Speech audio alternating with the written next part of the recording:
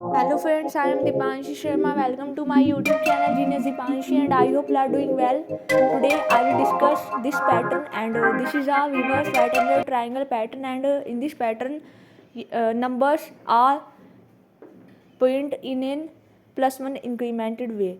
Means number pointing from 1 to 15 and in each numbers the one value is decremented, the one value is incremented. So we used to understand this pattern with the help of nested for loop and nested for loop is a loop in which outside for loop inside another loop that is called nested for loop. So to create nested for loop, firstly we declare two variables. So suppose I declare I and j variable and firstly we create outer for loop and in this outer for loop we take three parameters.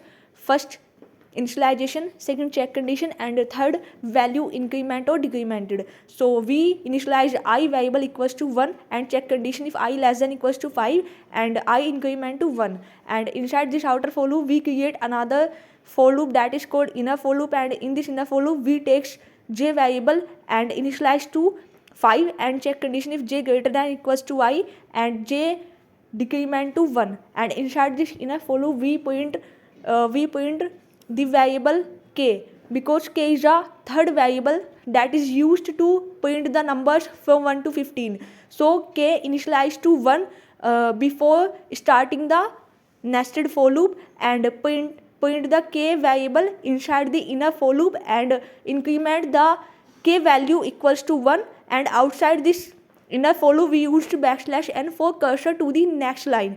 So when you run this program the accurate output is shown as below. So I hope you understand.